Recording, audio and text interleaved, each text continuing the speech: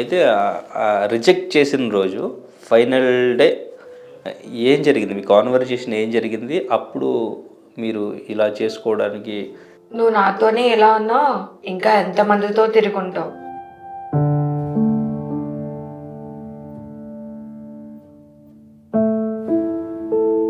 Kerosene వేసుకొని అంటించేసుకో.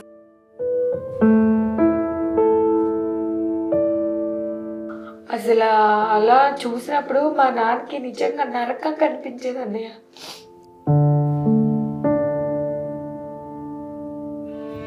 అట్లా sales girl అట్లా చేస్తే కొంచెం ఈజీగా ఉంటాయి కదా నాకు అని చెప్పి వెళ్తే చాలా కస్టమర్స్ వస్తారు.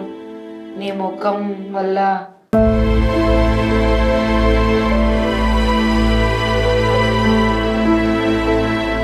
హాయ్ హలో నమస్తే, వెల్కమ్ టు ఆర్టీవీ. నేను నరేంద్ర. ఈరోజు మనతో పాటు ఇద్దరు బ్యూటిఫుల్ కపుల్ ఉన్నారు. సో వాళ్ళని అంటే నేను ఫస్ట్ చూసినప్పుడు నాకు చాలా బాగా అనిపించింది. అంటే ఎప్పుడో వినేవాళ్ళం, అంటే ఇప్పుడు జనరేషన్లో చూస్తే ఎప్పుడో వినేవాళ్ళం, మనసు చూసి ప్రేమించడం, సో అర్థం చేసుకుని ఒకళ్ళనొకళ్ళు ఇప్పుడు అందం, ఆస్తి, అవసరాలు ఇవి కాకుండా ప్యూర్ లవ్ అనేది ఒకటి ఉంది అని వాళ్ళని చూసిన తర్వాత నాకు అనిపించింది. సో వాళ్ళని డెఫినెట్గా ఇంటర్వ్యూ చేయాలని నాకు సో ఎప్పటి నుంచో ఉంది. సో వాళ్ళ వీడియోస్ చూసినప్పటి నుంచి సో ఫైనల్లీ ఈరోజు వాళ్ళిద్దరూ మా స్టూడియోకి వచ్చారు. Hi brother. నమస్తే అన్న. హాయ్ అన్న. Thank you so much first of all వచ్చినందుకు. Thanks so much. ఫస్ట్ అంటే నేను ఇంటర్వ్యూ చేయడానికి నాకంటే మీ స్టోరీ నేను వినగానే, మీ వీడియోస్ చూడడం కానీ ఇంటర్వ్యూ చేయాలని ఎందుకు అనిపించిందంటే చాలా రీజన్స్ ఉన్నాయి. ఇప్పుడు మిమ్మల్ని చూసి చాలామంది ఇప్పుడు లవ్ అంటే ప్యూర్ లవ్ అనేది మిమ్మల్ని చూసిన ఈ రోజుల్లో చాలా రేర్.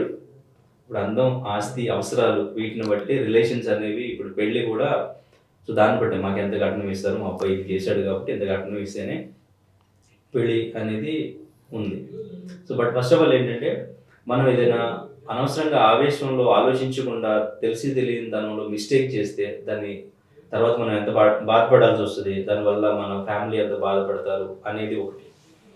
అండ్ ఇంకా మనం ఎలా ఉన్నా, మన సిచ్యువేషన్ ఎలా ఉన్నా, ఏమైనా కానీ మనం ఎంత కాన్ఫిడెంట్గా బ్రతకొచ్చు అనేది ఇంకొకటి. అండ్ ఫైనల్లీ నేను చెప్పిన ఈ లవ్ ఏదైతే ఉందో, ఇప్పుడు ఏ అవసరం చూసుకోకుండా మనసు చూసి లవ్ చేసి హ్యాపీగా ఉండొచ్చు అనేది ఒకటి. సో ఇట్లా చాలా రీజన్స్ ఉన్నాయి, అందుకే మిమ్మల్ని ఇంటర్వ్యూ చేయాలనిపించింది. సో వచ్చినందుకు thank you so much once again. So first of all me personal stories తెలుసుకుందాం అనుకుంటున్నాను. పర్సనల్గా అసలు first of all me life ఎలా ఉండేది, ఆఫ్టర్ దట్ మీరు ఎలా కలిసారు, మీరు కలిసిన తర్వాత ఇప్పుడు ఎలా చేంజ్ అయ్యింది అనేది వద్దాం. ఫస్ట్ ఆఫ్ ఆల్ మీద స్టార్ట్ చేద్దాం. సో ఫస్ట్ ఆఫ్ ఆల్ అసలు మీది ఏ ఊరు, మీరు ఏం చదువుకున్నారు, ఫ్యామిలీ బ్యాక్గ్రౌండ్ ఇది చెప్పండి. మాది బ్రహ్మ సమాజ్యం, అంటే కాటేకొండ మండలం బ్రహ్మ సమాజ్యం విలేజ్. మాది అమలాపురం సైడ్ విలేజ్. నేను 10th స్టార్టింగ్లో ఇలా చేసుకోవాల్సి వచ్చింది. ఓకే. ఫ్యామిలీ బ్యాక్గ్రౌండ్ అసలు చిన్నప్పటి నుంచి మీ లైఫ్ ఎలా ఉండేది? లైఫ్ అంతా బాగుండేది.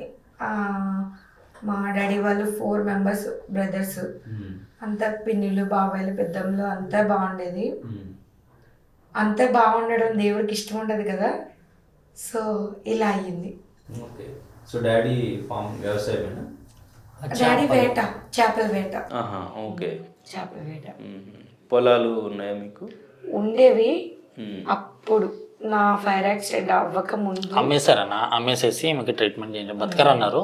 సో అన్నీ అమ్మేసి వాళ్ళ ఫాదర్ బతకాలి ఎలాగైనా నా కూతురు అని చెప్పి. అప్పట్లో వేట అంటే అంత పెద్ద పెద్ద సంపాదన కాదు అది. అంటే ఇంకా మా నానమ్మ 4 కొడుకులకి 2 ఎకరాలు చెప్పిన పంచారు. సో ఇంకా అది ఉంది కాబట్టి అమ్మేసి నన్ను బ్రతికించుకున్నారు. ఎంతమంది మీరు? తమ్ముడు, నేను, mummy, daddy. Okay. So study అంతా అక్కడేనా, ఊర్లోనేనా? నేను 8th వరకు చదువుకున్నాను హాస్టల్లో. తర్వాత ఇంకా హాస్టల్ వచ్చేదని చెప్పేసి మానేసి గవర్నమెంట్ స్కూల్కి వెళ్ళేదాన్ని. ఓకే. 10th క్లాస్ వరకు ఊర్లోనే. ఓకే. సో అంటే మీరు అప్పుడు ఏదో లవ్ స్టోరీ అప్పుడైనా 10th బావది? ఏంటంటే మీరు అంటే 10th క్లాస్ అంటే అప్పుడు తెలీదు యాక్చువల్గా, తెలీదు. మీది ఎలా స్టార్ట్ అయింది, ఏం జరిగింది అసలు స్టోరీ? అంటే మామూలుగా ఆయన బావ మామయ్య అలాంటి వరుస. అయితే ఏమైందంటే మామూలుగా చెప్తారు కదా వెటకారాలు సంథింగ్, అలా చిన్న అట్రాక్షన్తో స్టార్ట్ అయింది. కొన్ని రోజులు బాగానే నడిచింది. ఆ తర్వాత ఏమైందంటే తను అవాయిడ్ చేయడం, వేరే అమ్మాయితో పెళ్ళి ఎంగేజ్మెంట్ ఇట్లా చేయడం, దాన్ని నేను తీసుకోలేకపోయాను. ఓకే. అయినా కూడా నేను అడిగాను కూడా, ఎందుకు ఇట్లా అంటే వద్దు నువ్వు నాకు బోర్ కొట్టేసా, వద్దు అవసరం లేదు అని చెప్పేసి చెప్పారు. ఓకే. దాన్ని తీసుకోలేకపోయాను నేను. అలా చేస్తే ఇలా అవుతుందని తెలియక అలా చేశాను. ఇప్పుడు తెలిసినా ఏం చేయలేని పరిస్థితి. ఓకే.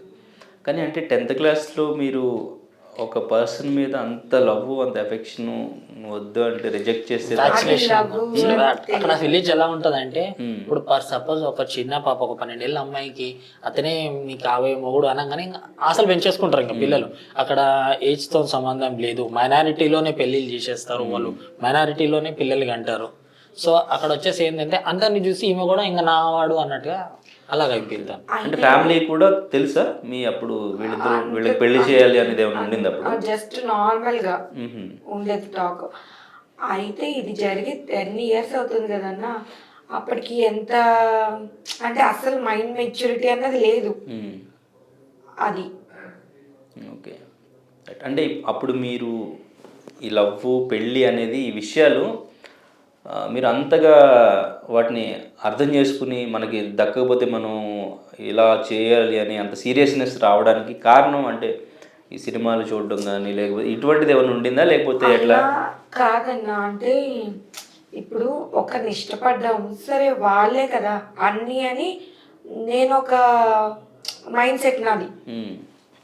ఇంకా తను వద్దన్నాడు, నేను లవ్ చేసి తప్పు చేశానేమో, లవ్ చేయడమే తప్పేమో, అట్లా నేను ఇంకా బ్రతకూడదు, ఇంత పెద్ద తప్పు చేశాను, నన్ను బయట వాళ్ళందరూ ఏమనుకుంటారు, ఎలా చూస్తారు అంటే ఫ్యామిలీ మెంబర్స్కి కొంచెం లైట్గా తెలుసు.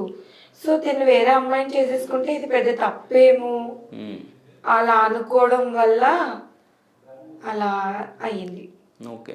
ఎగ్జాంపుల్ ఏంటంటే డాడీకి తెలిస్తే అమ్మ ఏమంటాడు అన్న భయము, మొక్క బాధ, డాడీ ఇంత నన్ను చూసుకున్నాను ఇంత బాగానే ఇలా చేశానని ఫీల్ చాలండి పాపం.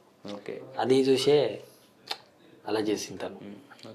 అయితే రిజెక్ట్ చేసిన రోజు ఫైనల్ డే ఏం జరిగింది, మీ కాన్వర్జేషన్ ఏం జరిగింది, అప్పుడు మీరు ఇలా చేసుకోవడానికి ఏంటి స్ట్రాంగ్ రీజన్ ఏంటి అప్పుడు? అంటే ముందు నుంచి చెప్తూ ఉంటాడు, మీరు అడుగుతూ ఉంటారు, ఇలా కాన్వర్జేషన్ నడుస్తుంటుంది, అది ఫైనల్ పీక్స్ వరకు వెళ్ళే వరకు చూస్తారు కదా. సో ఫైనల్ డే మీరు ఫైనల్గా ఏం డిస్కస్ చేశారు, ఇంత పెద్ద డెసిషన్ ఎందుకు తీసుకోవాల్సి వచ్చింది? అంటే నడుస్తున్నప్పుడు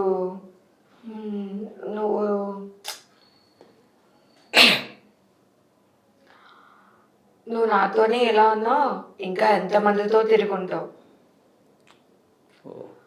అది అస్సలు తీసుకోలేకపోయాను. అంటే ఇప్పుడు నాది చిన్న వయసే కావచ్చు, కానీ నేను అన్ని హోప్స్ తన మీద పెట్టుకున్నప్పుడు నువ్వు నాతోనే ఇలా క్లోజ్గా ఉండి వెటకారాలు సంథింగ్ ఉన్నప్పుడు నువ్వు ఇంకా ఎంతమందితో ఇలా ఉండుంటావు, ఇంకా నేను దాన్ని తీసుకోలేకపోయాను. అసలు చిన్న వయసు, ఎవరితో చెప్పగలను, లవ్వే పెద్ద తప్పు అనుకునే ఏజ్ అది.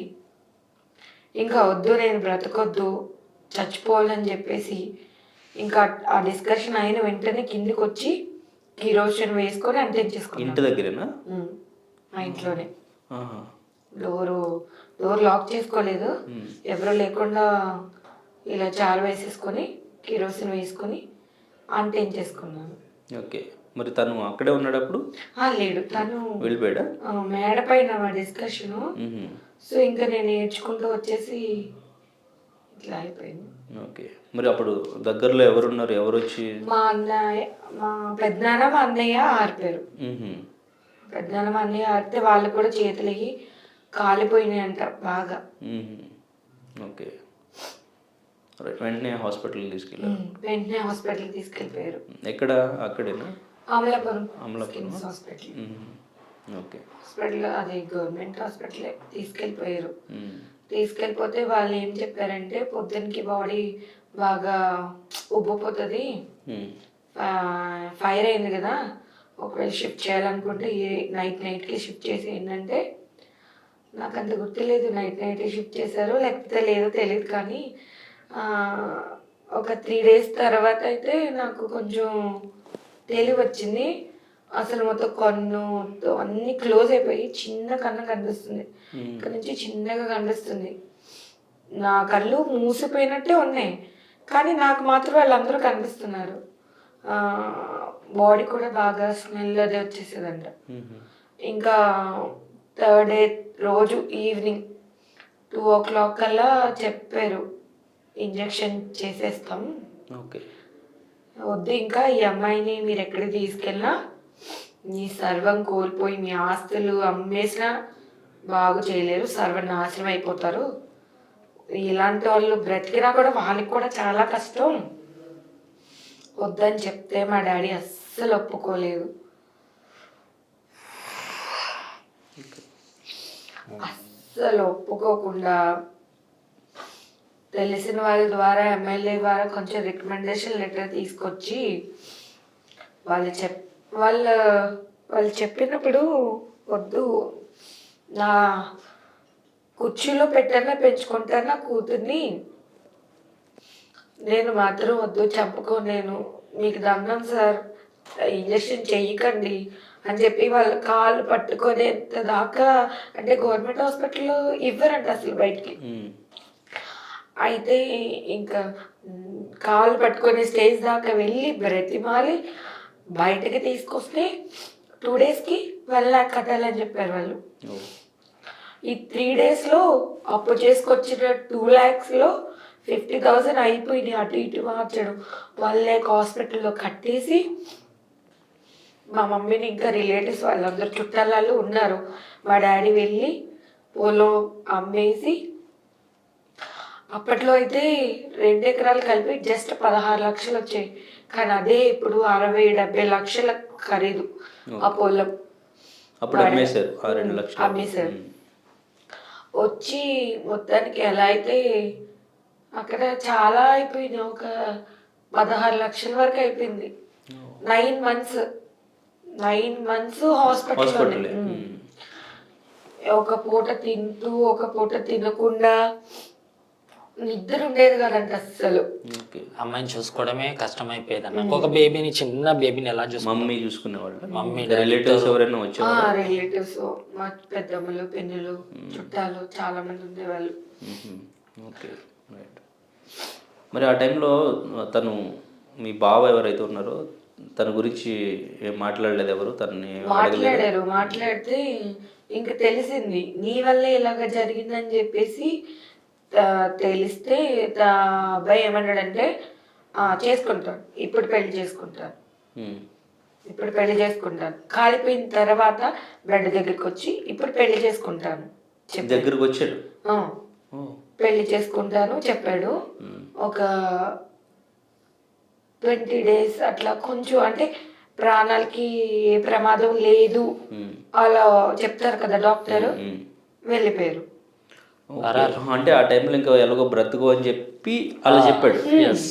బ్రతకరు, ఎలాగో చచ్చిపోతుంది కాబట్టి ఇలా చెప్తే వాళ్ళకి వాళ్ళ సైడ్ నుంచి ఏ ప్రాబ్లం ఉండదు అని చెప్పేసి అలా చెప్పారు. 20 days తర్వాత కొంచెం అంతా బాగానే ఉంటుంది అని చెప్తారు కదా డాక్టర్స్, అట్లా వెళ్ళిపోయారు. లేదు, హాస్పిటల్ నుంచి వెళ్ళిపోయారు, అంటే మధ్య మధ్యలో చూడడానికి రావడం అట్లా ఉండేవాళ్ళు. ఆ తర్వాత వెళ్ళిపోయి ఇంకా 2 months 3 months పెళ్లి చేసేసుకున్నారు, వేరే అమ్మాయిని చేసేసుకున్నారా? పెళ్లి చేసుకున్నారు. ఆ టైంలో ఎవరు, అంటే ఏదైనా కేసు పెట్టడం కానీ, లేదంటే నాన్నగారు కానీ, రిలేటివ్స్ కానీ ఎవరైనా తనని గట్టిగా అడగడం కానీ ఏం చేయలేదా? విలేజ్ కదన్నా, కేసు అంత పోలీస్ స్టేషన్ అంత ఉండదు, పంచాయతీ అప్పట్లో. అంటే నాకు తెలీదు, చెప్పచ్చు చెప్పకూడదు అని, డబ్బు ఉన్నవాడిదే మాట అక్కడ, ఎక్కడైనా అంతే. అదే నడిచింది అట్లా. Okay. సో మాకేం న్యాయం జరగలేదు.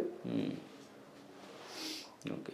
తను ఎవ్వరూ ఏమీ అనలేదు, తను కూడా ఏం ఫీల్ అవ్వలేదు ఇంత నా వల్ల ఒక అమ్మాయి ఇలా అయిపోయిందనే పశ్చాత్తాపం. ఫీల్ ఉంటే పెళ్ళి ఎందుకు చేసుకుంటారన్న, వేరే వాళ్ళని చేసుకోరు కదా. ఫీల్ లేదు. ఓకే. సో మొత్తం అంటే 9 months తర్వాత కొంచెం రికవర్ అయ్యారా? 9 months తర్వాత రికవర్ అయ్యాను. తర్వాత కూడా ఇంకా వెళ్ళలేదు. ఇంటికి వెళ్ళేసరికి దగ్గర దగ్గరగా ఒక 15 నెలలు పట్టింది.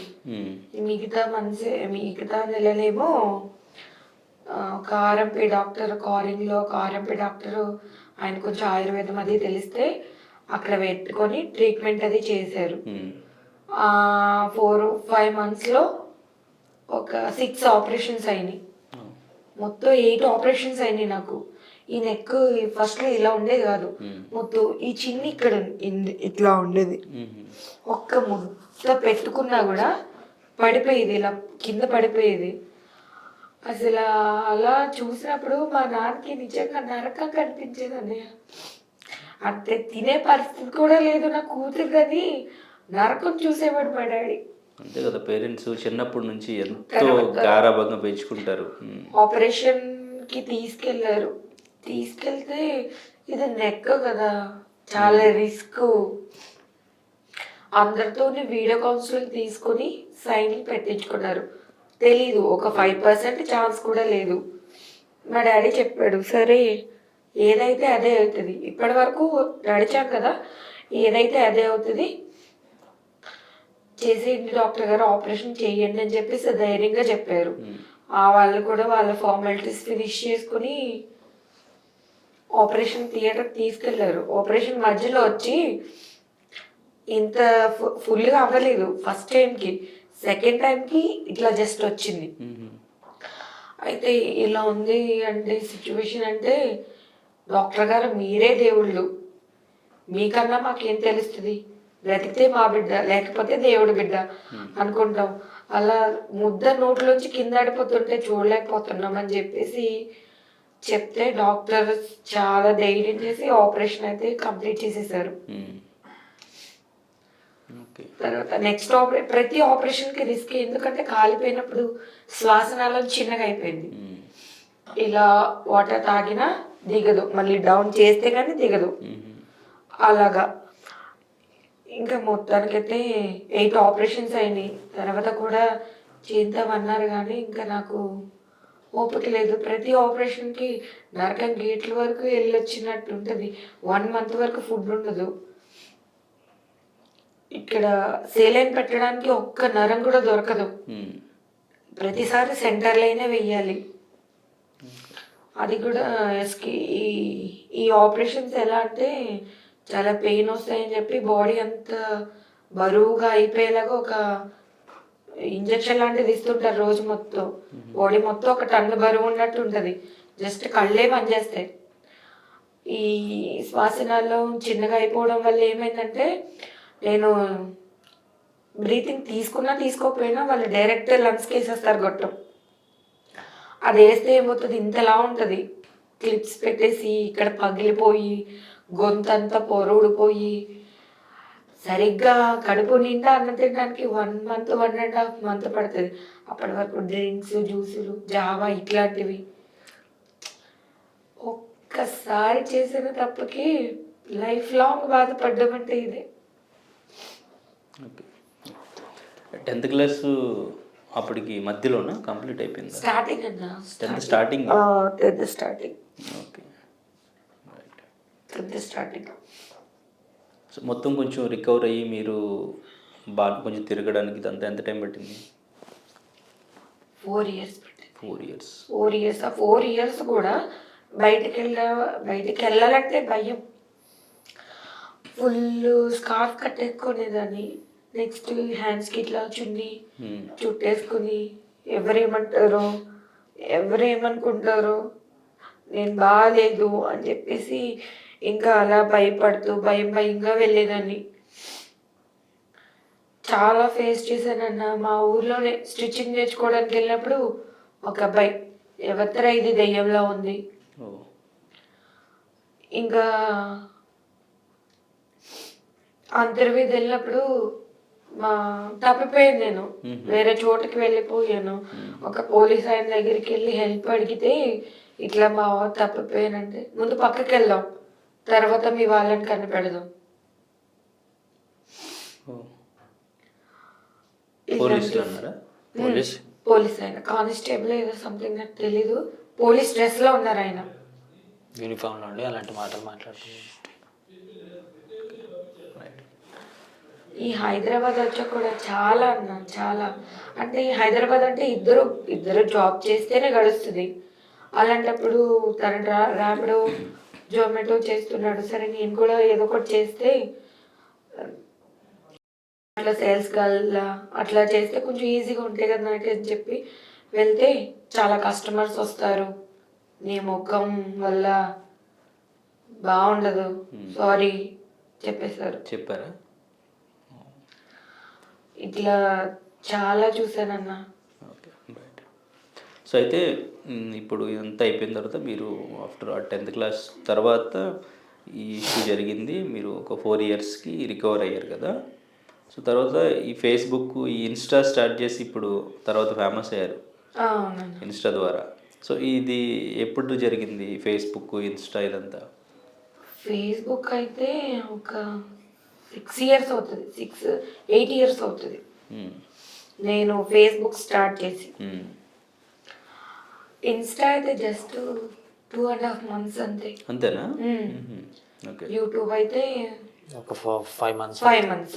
యూట్యూబ్ అంటే మీరు ఒక వీడియో పెట్టడానికి కాన్ఫిడెన్స్ తెచ్చుకుని, అది ఆ కాన్ఫిడెన్స్ ఎలా తెచ్చుకున్నారు, అది ఎలా జరిగింది అది? ఫ్రెండ్స్ అన్న, ఫ్రెండ్స్ 10th నుంచి మీతో ఉన్న ఫ్రెండ్స్ ఉన్నారా? మీ స్టోరీ అంతా తెలిసి, మీ లైఫ్ గురించి తెలిసి? ఫ్రెండ్స్ అంటే చాలా తక్కువ అన్న. నాతో మాట్లాడాలనుకునే వాళ్ళు కానీ, నాతో కలిసి ఫోటో దిగి పక్క నించోవాలనుకునే వాళ్ళు కానీ చాలా తక్కువ. బిఫోర్ ఈ ఇష్యూ ఇది జరగక ముందు, ఈ ఫైర్ యాక్సిడెంట్ అవ్వక ముందు బిఫోర్ ఉన్నారు ఫ్రెండ్స్? అవ్వక ముందు ఉన్నారు. ఇలా అయిన తర్వాత వాళ్ళు ఇంకా మాట్లాడడం కూడా లేదా? అంటే మాట్లాడాలంటే మీ ఊర్లో close bench mates, classmates just ఒక 2 members, ఒక 2-3 గమనించాను నేను. అంటే నన్ను చూసి మొక్కపిల్ల పక్క తిప్పుకుని వెళ్ళిపోయారు. ఒక 2 members అండ్ వాళ్ళు క్లోజ్గా ఉంటారు. Okay, right. సో తర్వాత ఫ్రెండ్స్ సపోర్ట్తో ఈ ఫేస్బుక్ అనేది? ఫ్రెండ్స్ సపోర్ట్ అంటే ఫేస్బుక్ కాదు కానీ, ఫస్ట్ నువ్వు ఇది స్కార్ఫ్ కట్టేసుకుంటున్నావు, మొత్తం మనిషి అంతా దుప్పటి చుట్టేసుకుంటున్నావు, ఇది నువ్వు కాదు, ఇది అబద్ధం. స్కార్ఫ్ తీసేసి మీ ఇంట్లో ఉంటావు కదా, అదే నిజం. నువ్వు ఎప్పటికన్నా ఆ ముఖాన్ని చూపించాలి ఈ జనానికి. ఇలా ఎన్ని రోజులు ఇలా బయటికి వెళ్ళినా ఏదో ఒక రోజు నువ్వు స్కార్ఫ్ తీసే రావాలి. ఆ మాటలకి మా డాడీ మాటలు, మా మమ్మీ చెప్పడం, అలా కొంచెం కొంచెంగా ధైర్యం తెచ్చుకొని ఇన్స్టా అండ్ యూట్యూబ్ అయితే మ్యారేజ్ అయిన తర్వాతే స్టార్ట్ చేశాను. మ్యారేజ్ అయింది, హైదరాబాద్ వచ్చిన తర్వాతే స్టార్ట్ చేశాను. అవునా? Okay, right. సో ఇప్పుడు బ్రదర్ మీ స్టోరీ స్టార్ట్ చేద్దాం. సో మీరు అసలు first of all me family background ఏంటి, మీ లైఫ్ స్టోరీ ఎట్లా ఉండేది బిఫోర్? ఫ్యామిలీ బ్యాక్గ్రౌండ్ అంటే ఏం లేదన్న, నేను అమ్మ ప్రాపర్ ఇక్కడేనా? ప్రాపర్ ఇక్కడే హైదరాబాద్. నేను అమ్మ, చెల్లి, డాడీ, నానమ్మ. ఇంకా డాడీ వాళ్ళ అన్నదమ్ములు వచ్చేసి, డాడీకి ఒక తమ్ముడు ఉన్నారు, ఒక చెల్లి కూడా ఉన్నారు. మా మిగతా వాళ్ళది మాది కొంచెం పక్కన. ఏం చేస్తుంటారు డాడీ? డాడీ ఇది మన స్టోర్స్లో వర్క్ చేస్తుంటాను, మన హెరిటేజ్ జెర్సీ అందులో వర్క్ చేస్తుంటాను. నేను కూడా అదొకటి ఏదో వర్క్ చేస్తుండే, ఎందుకంటే మనకి స్టడీస్ సెట్ కాలేదు ఎక్కువ. ఎంతవరకు చదువుకున్నారు? సెకండ్ ఇయర్ వరకు, డిగ్రీ సెకండ్ ఇయర్ వరకు ఓపెన్గా తెలిసిన పొలిటీషియన్స్ వాళ్ళు చేయించుకున్నాను. కాకపోతే ఏంటంటే కొన్ని దగ్గర ఇంకా సర్టిఫికెట్స్ అవి రాలేవు, లైట్ తీసుకుని ఇంకా మనకి ఎందుకు ఏదైనా వర్క్ నేర్చుకొని డ్రైవింగ్ లైసెన్స్ కానీ తీసుకుని డ్రైవింగ్ కానీ ఎక్కుదామని. అలా కుదరలేదు. మనం ఒక పబ్లో జాబ్ చేసేది. పబ్లోనా? ఓకే, జాబ్ చేసేది. ఇక్కడ నుంచి మన ఇది ఏమంటారు ఉప్పల్లో బ్యాక్ సైడ్ ప్రతాప్ సింగారం అంటే అక్కడ నుంచి లిక్కర్ మాట తీసుకెళ్ళి పబ్లోకి సబ్మిట్ చేయడం, అది చూసుకోవడం, తుడిపిచ్చి పెట్టించేయడం, నైట్ చూసుకోవడం మొత్తం పక్కనండి. మా అక్కడే జాబ్ చేసేవాడిని. ఇంకా కొద్ది రోజులకి అది కూడా లాక్డౌన్ టైంలో తెలుసుగా నీకు. అయిపోయింది Marvels. Degree second year discontinue తర్వాత ఇది వదిలేసిన చిన్న చిన్న పనులు చేసిన ఫ్యాక్టరీలలో అని నేను చేసిన. ఒక తెలిసిన ఫ్రెండ్ పెట్టించాడు, ఆ అబ్బాయి చనిపోయాడు పాపం. ఓకే. అయితే ఆయన పెట్టిస్తే మెల్లమెల్లగా చేసుకుంటా అక్కడ దాకా వచ్చినాం. ఇంకా కొద్ది రోజులకి ఏంటంటే లాక్డౌన్, మమ్మీకి అసలు బాగుండేది కాదు. ఇంకా అలా లాక్డౌన్లో అంతా బాగానే ఉంది. ఇంకా అప్పుడే ఫేస్బుక్ నేను ఎప్పటి నుంచి వాడతా, 11 years అవుతుంది ఫేస్బుక్. నాకు నా ఏజ్ వచ్చి 29 years ఇప్పుడు. అదే ఇంకా మేము తెలుసు, పరిచయం మేము అట్లే కొట్టుకొని ఒక పోస్ట్. మీ స్టోరీకి వచ్చే ముందు మీకు బిఫోర్ ఇంకొక లవ్ స్టోరీ ఉండే. ఎప్పుడు అది? అదో వచ్చేసి మన 2015 ఆ టైంలో ఉండే. డిగ్రీ డిస్కంటిన్యూ జాబ్ చేసే తర్వాత అప్పుడే జాబ్ స్టడీస్ అప్పుడు ఏం లేదు, జాబ్ చేసేటప్పుడు. ఏంటి ఆ స్టోరీ ఏంటి, ఏం జరిగింది? మీ ఇద్దరు ఆల్రెడీ మీ స్టోరీస్ అన్ని మీకు తెలుసు కదా. అమ్మాయి వచ్చేసి ఏం జరిగిందంటే బాగానే ఉండే, మీట్ అయినాము, కలుసుకున్నాము. తను ఎట్లా పరిచయం? తను ఇన్స్టాలో ఇక్కడ లోకల్ మొత్తం సోషల్ మీడియా. అయ్యో ఇప్పుడు మనం వెళ్ళో ఇంటర్లోకి తెలియదంట, బయటలోకి ఎవరికి అర్థమవుతుంది అంట. ఒక్కొక్కరితో మనం చాట్ చేస్తుంటాం, మాట్లాడుతుంటే అబ్బా నువ్వు నా గురించి చాలా బాగా అర్థం చేసుకున్నావు, మా వాళ్ళు ఎవరు అర్థం చేసుకోలేరు అంటే ఎవరికైనా మీట్ అవ్వాలి అలా ఉంటది కదా. ఆ అమ్మాయిని కలిసిన అమ్మాయి బాగానే ఉన్నాం కొద్ది రోజులు. అయితే ఆ అమ్మాయి గురించి ఈమెకు కూడా తెలుసు, అప్పుడప్పుడు ఎక్కిరిస్తుంటుంది నన్ను బాగా. అయితే ఆ అమ్మాయి వచ్చేసి వద్దు మనకు సెట్ కాదు, మా పేరెంట్స్ ఒప్పుకోరు, అది ఇది కొంచెం ఓవర్ యాక్షన్ మాటలు మాట్లాడింది.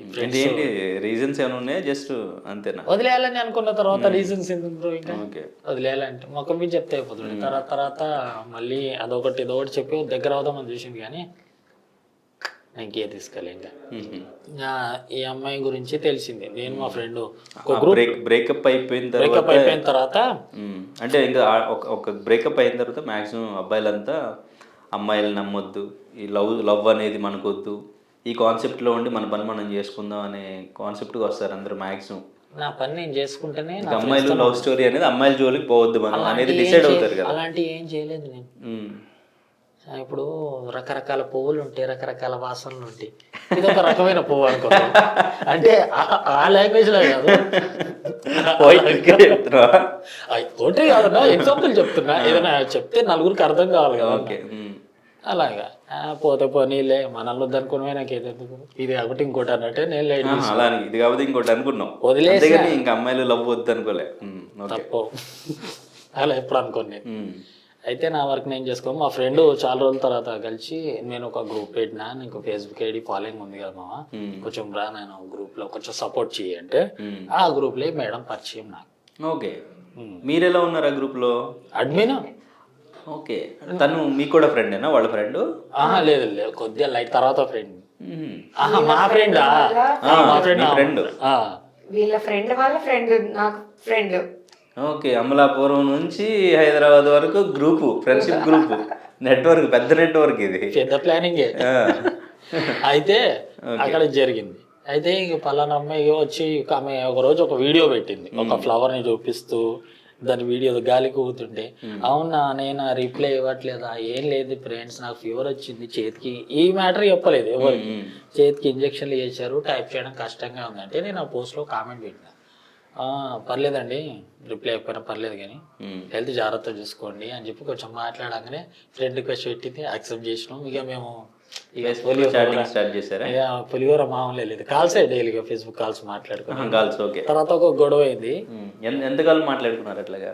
అట్లా 3-4 నెలలు మంచిగా మాట్లాడుకున్నాము. నెంబర్ ఇచ్చుకునేదాకా రాలేదు. పర్సనల్ విషయాలు షేర్ చేసుకోవడం కానీ, ఒకళ్ళనొకళ్ళు చూసుకోవడం కానీ. నేను ప్రపోజ్ చేసిన తర్వాత అది 3 months మాట్లాడడంలో లేదు, అది ఫ్రెండ్లీ, జస్ట్ ఫ్రెండ్లీగా. ఎవరి స్టోరీ ఎవరికి చెప్పుకోలేదు, ఎవరిని చూసుకోలేదు. నా స్టోరీ అయితే తనకి చెప్పిన, తన ఇంత జరిగింది నాకు చెప్పలేదు, ప్రపోజ్ చేసినాక చెప్పి. యాక్చువల్లీ మా ఇద్దరి పరిచయం ఒక గొడవలో స్టార్ట్ అయింది.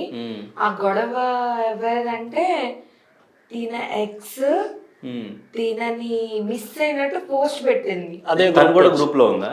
గ్రూప్ వచ్చింది.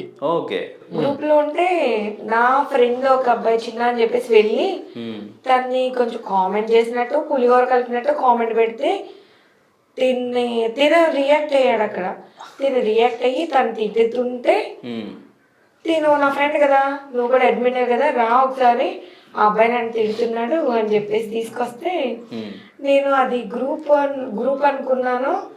ఇది వాళ్ళ టైం లైన్ ట్యాగ్ పోస్ట్ చేసి తిడుతూనే ఉన్నాను. టైం లైన్ లో తిడుతున్నాడు.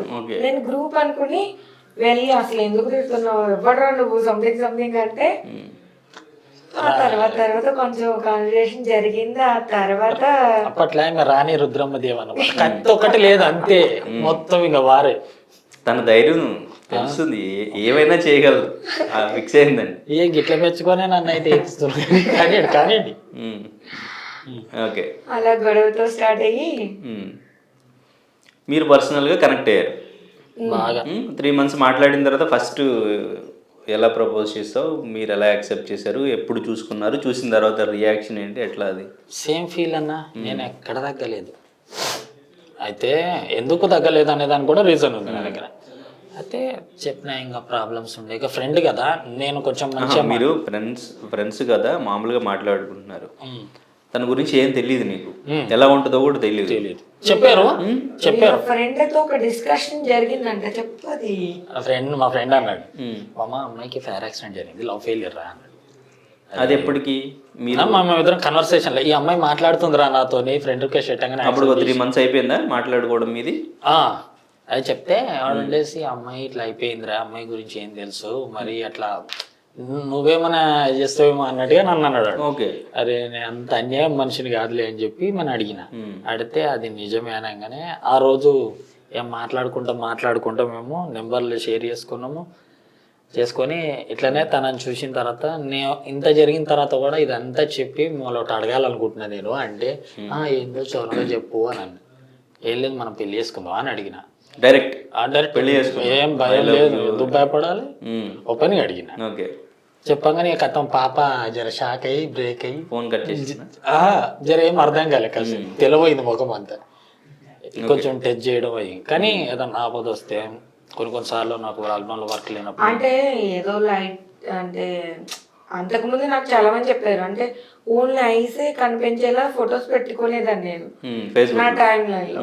అంటే నీ కళ్ళు బాగున్నాయి, నీ వాయిస్ బాగుందని చెప్పేసి చెప్పేవాళ్ళు. కానీ తిని కూడా సేమ్ అలాగే చెప్పాడు, 2 రోజులు ఉంటాడు వెళ్ళిపోతాడని చెప్పేసి చెప్పాను. కానీ తిను ఏమంటారు, పట్టు వదిలిన విక్రమార్కుల బబుల్ గమ్ లాగా జిడ్డుగాడు అని చెప్పు అయిపోయింది అన్నం అనేదాన్ని. బబుల్ గమ్ లాగా పెళ్లి చేసుకునేదాకా వదలలేదు. ఓకే. కానీ అంటే మీ గురించి మీరు చెప్పకుండా తనకి తెలిసింది ఫ్రెండ్ చెప్పడం వల్ల. సో మీకు అప్పటికే కొంచెం భయం ఉంది కదా, సో బయటికి తెలిస్తే ఎట్లా ఉంటుంది ఏంటి అనేది. తనకి ఫస్ట్ ఇలా తెలిసిపోయింది, నేను ఎలా ఉంటాను అనేది తెలిసింది. అండ్ ఇంకా లవ్, పెళ్ళి ఇవన్నీ తను మీతో ఫస్ట్ టైం డిస్కస్ చేసినప్పుడు ఏంటి మీ ఫీలింగ్? అసలు ఫీలింగ్ ఏం లేదన్నా, అంటే ఒక చిన్న ఒక అది ఏంటంటే ఒక 10 లక్షల ఖర్చు అయినా పర్లేదు, ఫేస్ కి సర్జరీ చేయిందామని చెప్పేసి డాడీ అనుకున్నాడు.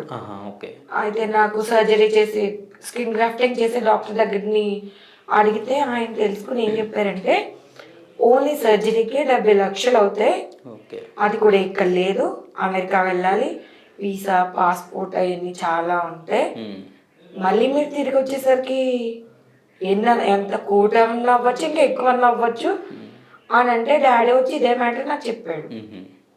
ఇప్పుడు 1 కోటి రూపాయలు పెట్టి అందంగా రెడీ అయ్యి ఎవరిని ఉద్ధరించాలి డాడీ?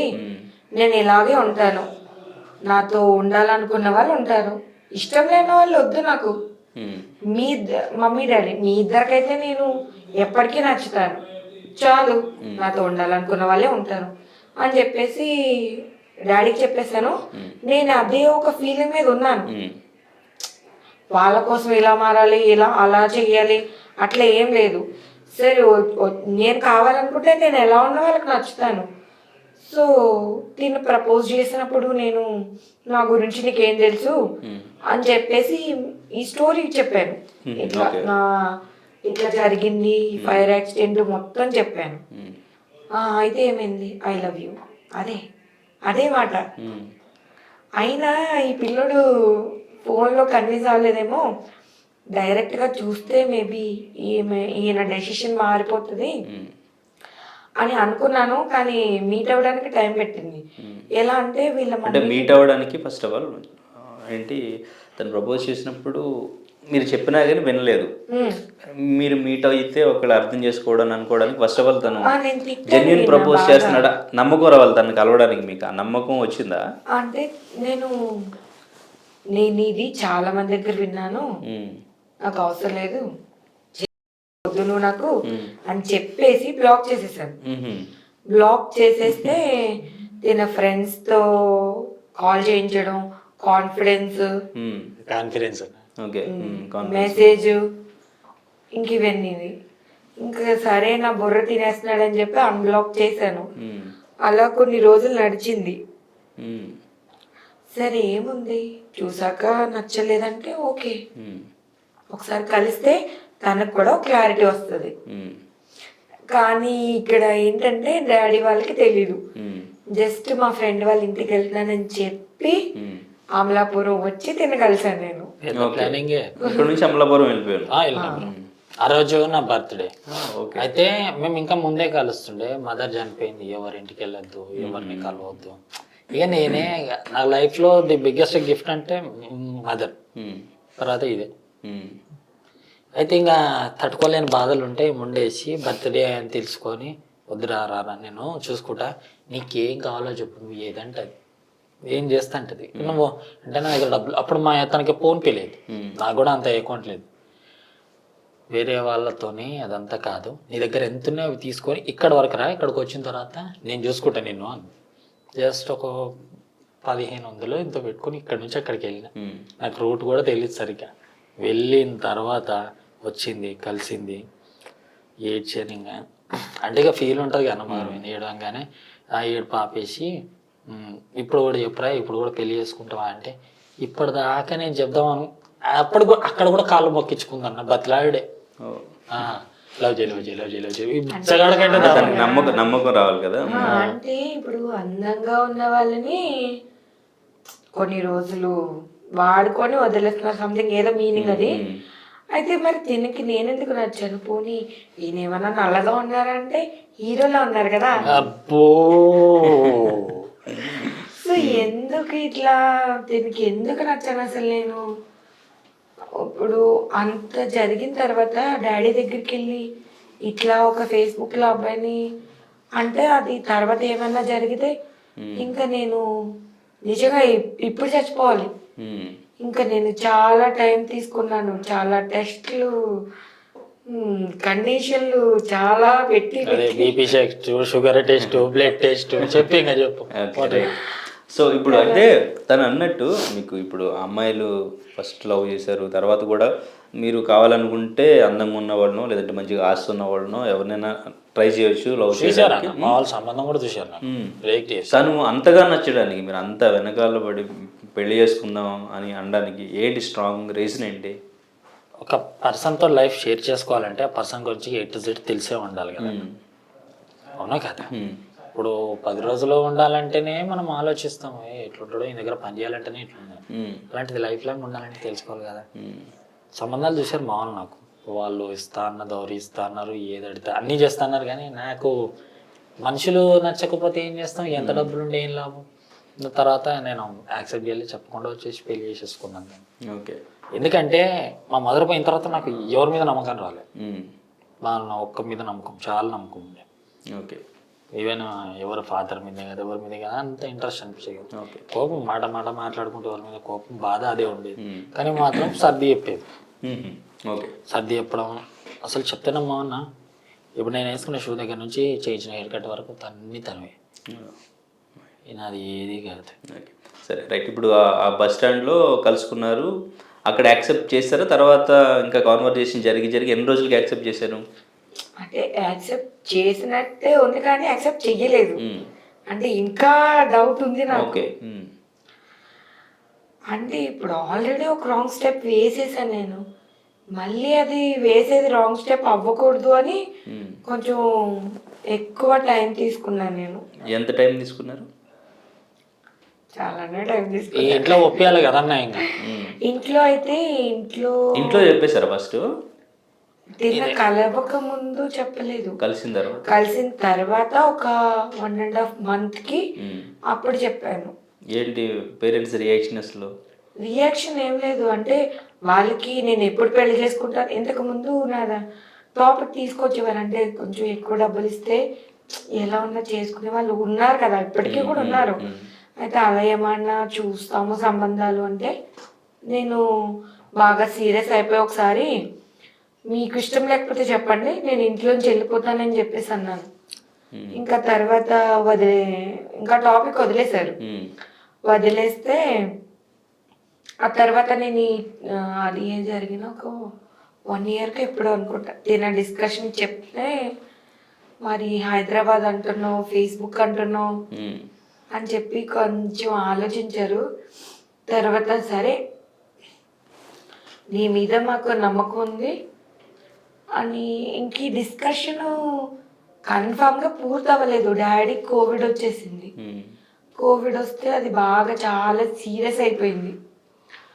ఇంకా 1.5 month 2 months వరకు కాకినాడ గవర్నమెంట్ హాస్పిటల్లోనే అలా ఉండే. అక్కడ ఇంటికి వచ్చిన మా అక్క వాళ్ళ ఇల్లు దగ్గర, మాది విలేజ్ కదా, ఫ్రూట్స్ అది ఏం సరిగ్గా దొరకని చెప్పేసి మా అక్క వాళ్ళ ఇంటి దగ్గర పెట్టుకుంటే ఈయన చూడడానికి వచ్చారు మా డాడీని. అప్పుడు అక్కడ మాట్లాడారు. మా వచ్చిన 2 monthsకి ఇంకా మ్యారేజ్ డేట్ ఫిక్స్ చేస్తారు. మీ ఇంట్లోకి చేస్తారు. మరి మీ ఇంట్లో చెప్పిన ఒప్పుకోలే. ఇక వాళ్ళు వరణంతో నేను తాగి తిట్టేసిన అందరినీ. ఇక వద్దనుకున్నాను, ఏదొద్దు నాకు ఇదే కావాలని, అమ్మాయి కావాలని చెప్పి వచ్చేసాను. ఓకే. ఇప్పుడు కలుస్తా, మా వాళ్ళకి ఉండే కోపం ఫస్ట్లా, ఇప్పుడు కలుస్తా అప్పుడప్పుడు ఇంటికి వెళ్ళి. ఇంటర్ క్యాస్ట్ మ్యారేజేనా? మేము Yadavs. Inter caste same caste marriage? Inter caste same caste marriage ఇద్దరు అన్న? వేరు వేరు క్యాస్ట్లు అన్న. Inter caste marriage? క్యాస్ట్ ఏదో అవసరం లేదు కానీ ఇంటర్ క్యాస్టేనా? అదేమన్నా ప్రాబ్లం అయిందా లేకపోతే? అదేమన్నా ప్రాబ్లం అయిందా అంటే కొంతమందికి ఎలా ఉందంటే అమ్మాయి ఎలా ఉంది నీకేం తక్కువ అని ఒకడు. అంటే ఏ తల్లిదండ్రులకైనా ఏ చుట్టాలకైనా ఉంటదన్న. ఇప్పుడు తనంత బాగున్నాడు, తనకు ఒక మంచి సంబంధం చూసి పెళ్ళి, అదే నిజం కావా నీకు అలా అనిపిస్తుంది కానీ అదే నిజం కదన్నా. ఓకే. సో ఇప్పటికీ యాక్సెప్ట్ చేయలేదా? చేస్తున్నారు కానీ కాకపోతే ఏంటంటే ఇప్పుడు వాళ్ళకి ఏంటంటే బాగానే ఉందన్న. మొన్న చెల్లెలు బావ కూడా వచ్చారు ఇంటికి. చెల్లెలు బావ వచ్చారు, బాగా కలిసిరు పోయారు. బావ కూడా ఏం కాదు చెద్దరులేండి ఇంటికి జర మాట్లాడేస్తున్నాడు డాడీ అది ఇది అన్నట్టు. ఏంటంటే మా ఇంట్లో బాధ లేదు, పక్క వాళ్ళకి చుట్టాలకు కదా ఎంతో వింత చూసినట్టు. వాళ్ళకేం అవుతుంది, నన్ను ఎవరైనా ఏమన్నా అంటే తిను బాగా సీరియస్ అయిపోతాడు. ఒకవేళ వాళ్ళ ఇంటికి వెళ్ళిన తర్వాత ఎవరైనా వచ్చి ఏంటి పిల్ల ఎలా ఉంది అని వాళ్ళని ఏమైనా అనేస్తే మళ్ళీ ఎందుకు అలా గొడవలు అట్లా ఆలోచించి వద్దులే ఆగండి అని చెప్పేసి అన్నారు. మా మామయ్య గారు ఇంకా వాళ్ళ అమ్మగారు ఉన్నారు, మా అత్తగారు చనిపోయారు. Okay right. సో మీ ఇంట్లో యాక్సెప్ట్ చేశారా? వెళ్తుంటారా ఇంటికి? వెళ్తాం కానీ ఇక్కడ సింగిల్ గానే ఉంటున్నారు ఇద్దరు?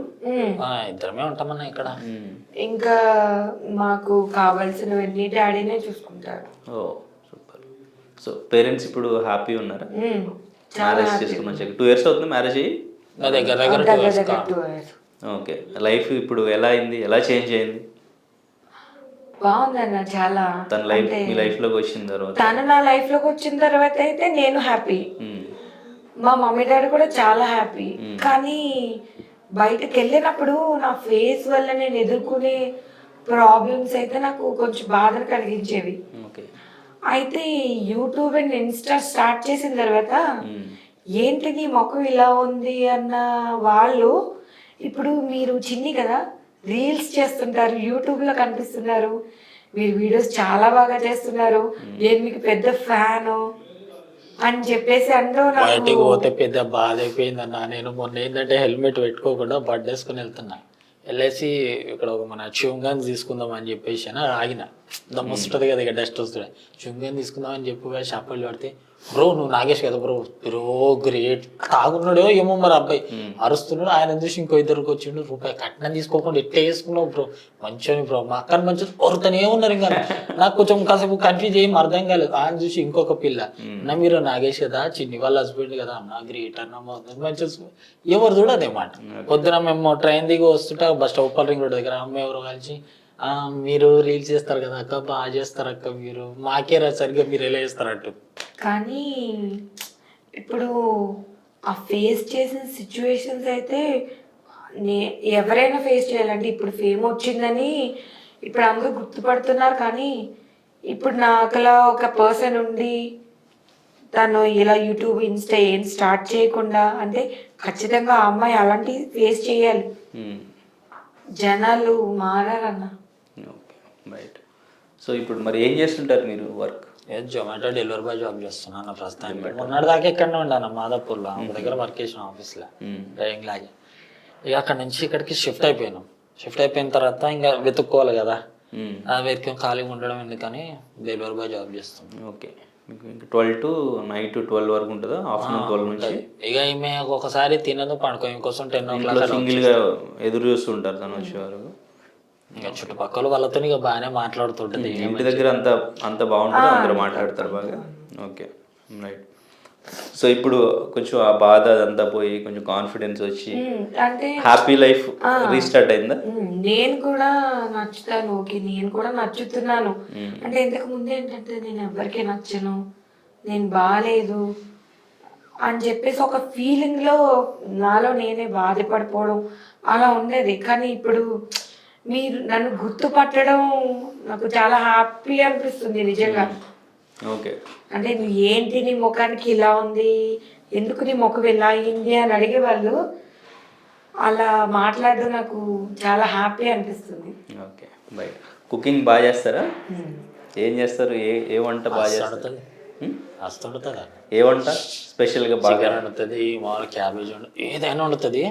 నాన్ వెజ్ ఎక్కువ చేస్తానన్న నేను. ఫిష్ అయితే ఇంకా అన్ని రకాల చేపలు ఫ్రై చేస్తుంది, తింటాను కూడా. ఓకే. ఫ్రై చేస్తుంది అంటే ఫ్రెష్ అంటే మనకి తెలియదు కానీ ఇక్కడ సిటీ అబ్బాయికి క్రాబ్ ఏం తెలుసు అన్న. అది మొన్న దానికి కాళ్ళు వీకినా కానీ ఇట్లా ఇట్లా కలుగుతుంది, అమ్మో తింటుంటే కూడా కరుస్తుంది అన్న భయంతో ఉండిపోయినాను నేను ఇంకా. Okay right. మనసులో కానీ అసలు నిజంగా మొత్తానికి బ్రో చాలా గ్రేట్. ఎందుకు బ్రో చెప్పాను నేను స్టార్టింగ్ కూడా చెప్పాను కదా. సో తను కూడా మీ ధైర్యానికి మెచ్చుకోవాలి. మీరు అప్పుడు ఆ ఏజ్లో అంత ధైర్యంగా మీరు ఆ డెసిషన్ తీసుకోవడానికి మళ్ళీ దాన్ని అధిగమించి ఇప్పుడు సో మళ్ళీ అందరికీ కూడా సో ఫేమస్ అయ్యి ఫేమ్ తెచ్చుకుని అంటే ఒక డిప్రెషన్ స్టేజ్ చచ్చిపోదాం ఇంకా ఎందుకు ఈ లైఫ్ అనుకునే స్టేజ్ని దాటుకుని రావడం అంటే అది మామూలు విషయం కాదు అసలు అది. సో ఇంత కాన్ఫిడెంట్గా ఇప్పుడు మళ్ళీ సోషల్ మీడియాలో ఫేమస్ అవ్వడం చాలా పెద్ద అచీవ్మెంట్ అది. సో మీరు కూడా సో నాకు తెలిసి ఈ రోజుల్లో ప్యూర్ లవ్ అనేది నాకు ఎక్కడ కనిపించట్లే.